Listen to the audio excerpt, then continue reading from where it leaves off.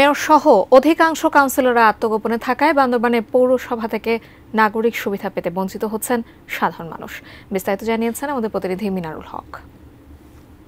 সবার যে সুযোগ সুবিধাগুলো রয়েছে, যে নাগরিক সুবিধাগুলো রয়েছে, বিশেষ করে শহর পরিষ্কার পরিচ্ছন্ন, ময়লা আবর্জনা পরিষ্কার পরিচ্ছন্নতা এবং সেই সাথে নাগরিক সনদ, পৌর সনদ এবং যে ট্যাক্স টোকেন থেকে শুরু করে যে পৌর কর রয়েছে এবং সেই সাথে যে ট্রেড লাইসেন্স রয়েছে, এসব বিষয়গুলো নিয়ে কিন্তু মূলত ঠিকই কাজ চলছে। কিন্তু নাগরিক সেবা পেতে মানুষের একটু সময় নিচ্ছে, যেটি আমরা কর্মচারীদের সাথে কথা বলেছি এবং এখানকার যে কর্তৃপক্ষ রয়েছে তাদের সাথে যে কথাগুলো বলেছি, তারা যেটি বলছেন যে মূলত যে প্রশাসনের থেকে দায়িত্ব নেওয়ার, মেয়রের দায়িত্ব নেওয়ার পর এখানে যে একটি শৃঙ্খলা রয়েছে এবং অফিসের যে কাজকর্মগুলো, এগুলো মূলত একটু গুছিয়ে নিতে সময় লাগছে। এই কারণেই কিন্তু পৌরসেবা দিতে গিয়ে কিছুটা সময় ক্ষেপণ হচ্ছে বলে তারা যেটি জানিয়েছেন।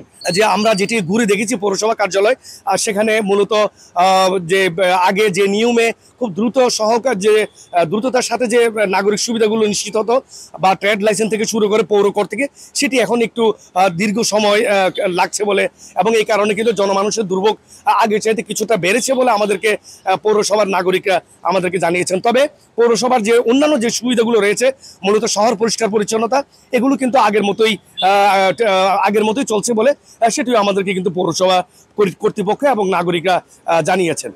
এটি ছিল আমার কাছে সর্বশেষ তথ্য।